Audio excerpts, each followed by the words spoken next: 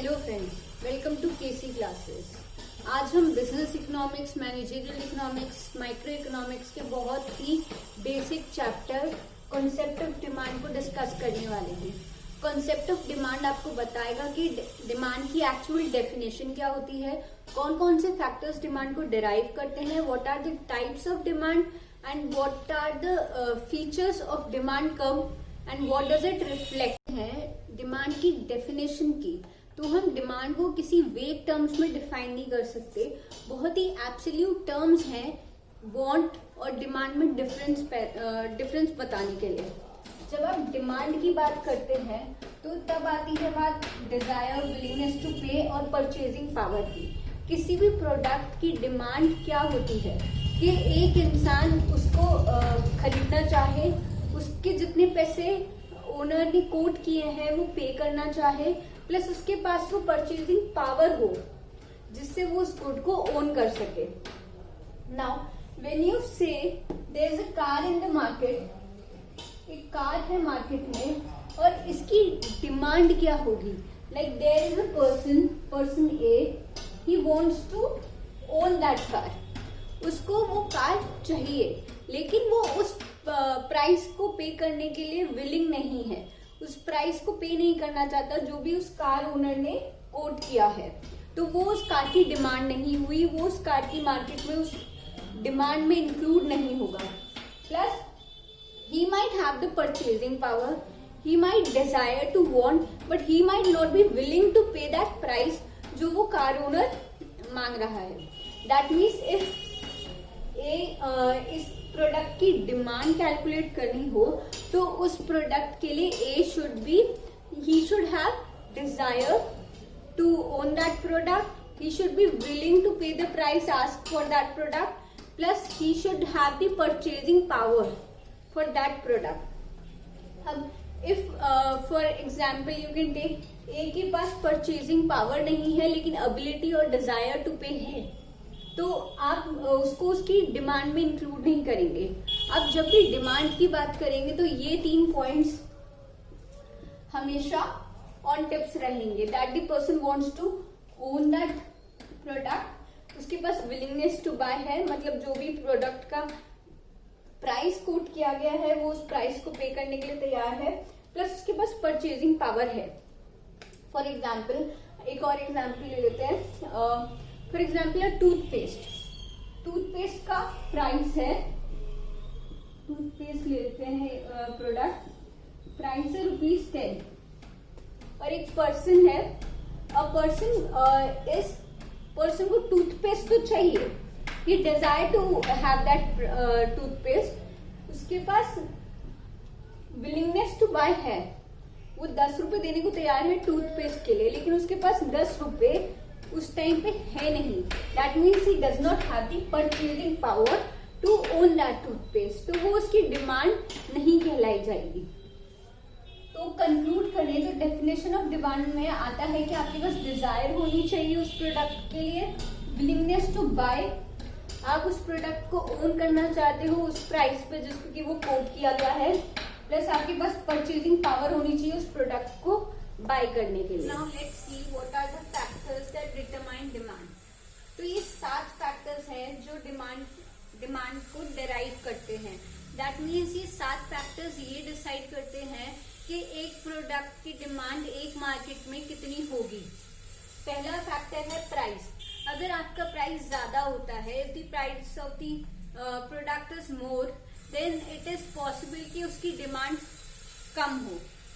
And when you raise the price of that product, the demand of that product automatically reduces. But that also depends कि वो product किस category का है। In case अगर luxury good है तो उसका प्राइस बढ़ाने पे शायद उसकी डिमांड कम ना हो। तो दूसरा फैक्टर आता है इनकम। आपके मार्केट में जो लोग हैं वो किस इनकम ग्रुप को बिलोंग करते हैं, वो भी आपके प्रोडक्ट की डिमांड को बताता है। If your product belongs to higher class income group, lower class income group, middle class income group, सबका reactions towards the price of a certain product अलग अलग होता है। तो वो एक इम्पोर्टेंट फैक्टर हो जाता है आपकी डिमांड को डिराइव करने के लिए। तीसरा इंपॉर्टेंट फैक्टर है प्राइस ऑफ रिलेटेड गुड्स। अब रिलेटेड गुड्स आपका खुद का प्रोडक्ट का प्राइस तो अफेक्ट करेगा आपकी डिमांड को, प्लस कॉम्प्लीमेंट्री और सप्लीमेंट्री प्रोडक्ट्स का जो प्राइस है वो भी आपके प्रोडक्ट को अफेक्ट करेगा। कॉम्प्लीमेंट्री गुड्स कौन से होते हैं? These are the goods that complement your product, like petrol is to the car, tyre is to the car, chalk is to the duster. ये सब कॉम्प्लीमेंट्री गुड्स हैं। दैट मीन्स अगर petrol का price बढ़ता है तो गाड़ी की डिमांड कम हो सकती है, और अगर गाड़ी की प्राइस बढ़ जाती है तो पेट्रोल का प्राइस कम हो सकता है। दैट इज, किसी भी चीज की डिमांड जब दूसरे की डिमांड को बढ़ाती है, किसी भी चीज का प्राइस जब दूसरे की डिमांड को घटाता और बढ़ाता है तो वो रिलेटेड गुड्स में आते हैं। और कॉम्प्लीमेंट्री गुड्स में ये केस होता है जब अगर आपकी कार का प्राइस बढ़ गया है तो डिमांड उसकी कम हो सकती है, तो वो नेगेटिवली या इनवर्सली अफेक्ट करता है। सप्लीमेंट्री प्रोडक्ट्स वो होते हैं कि जैसे कि टी और कॉफी है, you choose between the both, आप दोनों कंज्यूम कर सकते हो, पर एट ए टाइम जब आपको एक बाइंग डिसीजन लेना होता है तो आप उन दोनों प्रोडक्ट्स में से किसी एक प्रोडक्ट को चूज करते हो to consume, like tea and coffee, और you can say bike and scooter can also be supplementary products, और बाइक और car can be supplementary products. That means अगर आप की मार्केट में टी का प्राइस बढ़ रहा है तो people might shift to coffee, supplement करते हैं एक दूसरे की डिमांड को। दूसरा आपका फैक्टर आ जाता है टेस्ट और प्रेफरेंसेस का। आपकी मार्केट में किस प्रोडक्ट की कितनी टेस्ट है या प्रेफरेंस है, वो आपके प्रोडक्ट की डिमांड को डिराइव करेगा। जैसे कि इंडिया में साउदर्न रीजन में कॉफी ज्यादा कंज्यूम की जाती है, you consume more of coffee then more of tea, तो वहां कॉफी का डिमांड ज्यादा है रेदर देन टी, तो उस मार्केट का प्रेफरेंस है कॉफी, वहां टेस्ट है ऑफ हैविंग कॉफी, तो वो फैक्टर उसकी डिमांड को डिराइव करेगा। एडवर्टीजमेंट, नाउ ईच प्रोडक्ट और each producer advertises their product adversely, मतलब immensely they advertise their product just to make imprint of their product in consumers mind.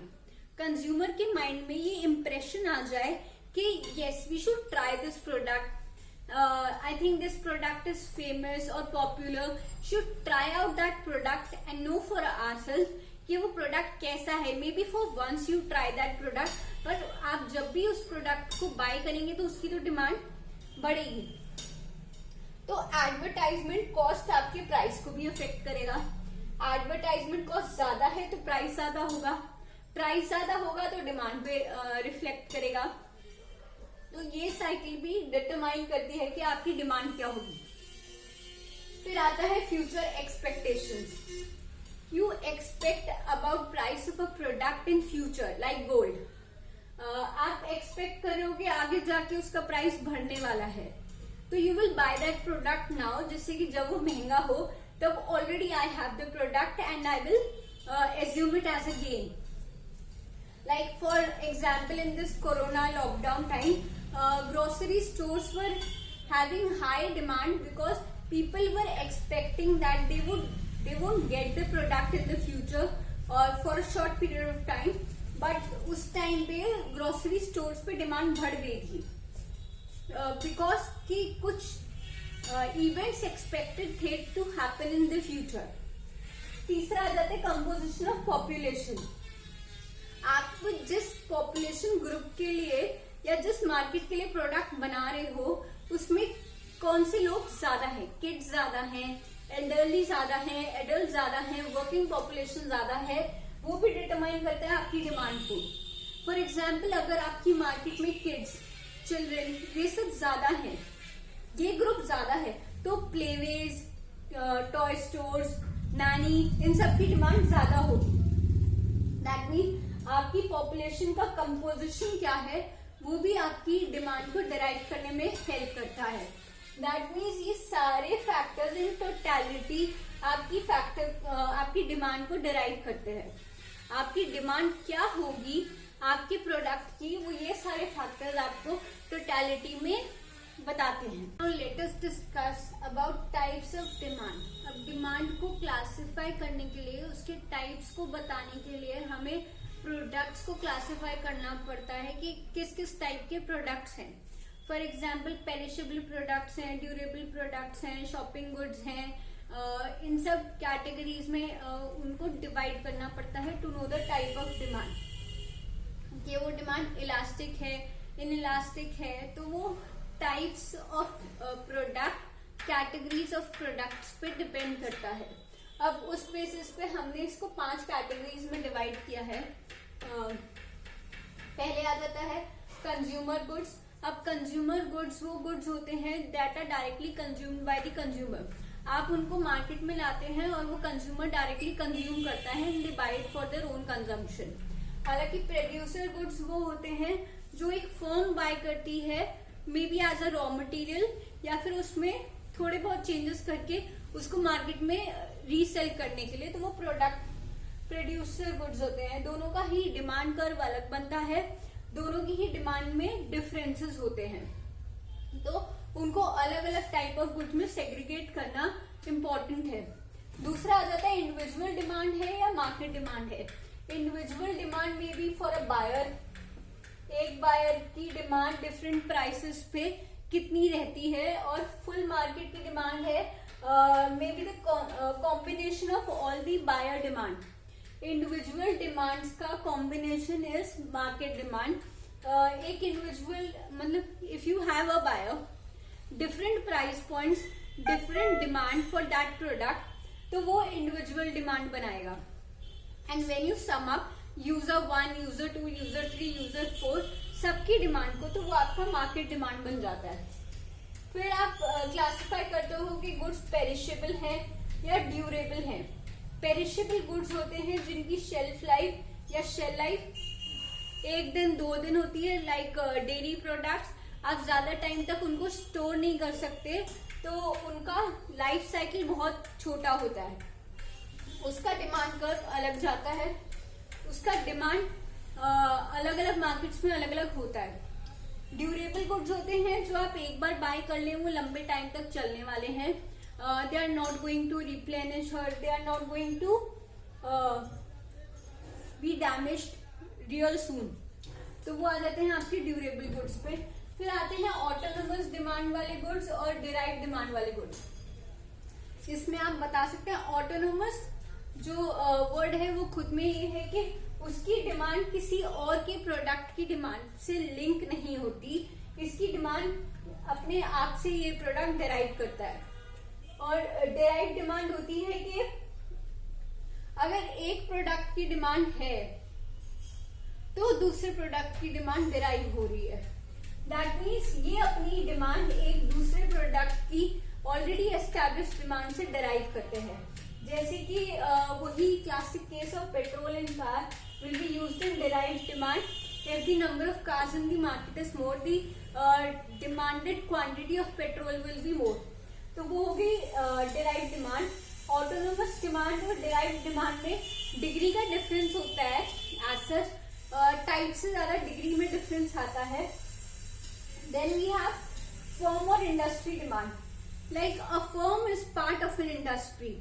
तो आपकी काफी सारी फर्म्स एक इंडस्ट्री में ऑपरेट कर रही होती हैं एक ही टाइम पे, एंड सब फर्म्स एक जैसा परफॉर्म नहीं कर रही होती। एक फर्म के लिए डिमांड अलग कर्व बनाएगी, दूसरी फर्म के लिए डिमांड अलग कर्व बनाएगी, लेकिन इंडस्ट्री का कर्व सब फर्म्स का कलेक्टिव कर्व होता है। Like you have many brands जो अलग अलग फर्म्स हैं और सबकी डिमांड सेम नहीं होती, लेकिन एज एन इंडस्ट्री वो सेम है, तो उनके डिमांड कर्व में क्या डिफरेंस होते हैं वो भी टाइप ऑफ डिमांड्स में क्लासिफाई होता है।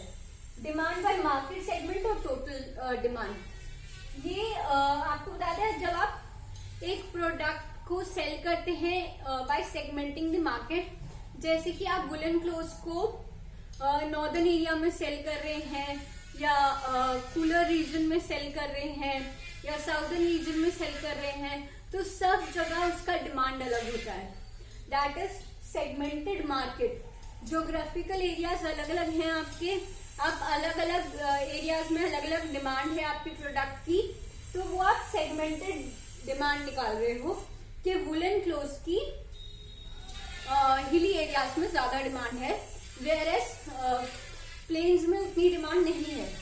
लेकिन जब आप टोटल डिमांड निकालते हो तो सारे सेगमेंट्स की डिमांड को आप प्लस कर देते हो, तब आपकी टोटल डिमांड निकल करके आती है। तो ये सारी टाइप्स ऑफ डिमांड आपको बताते हैं कि आपका प्रोडक्ट का डिमांड इलास्टिक रहेगा या इनइलास्टिक रहेगा और कितने ड्यूरेशन का आपका डिमांड कर्व बनेगा।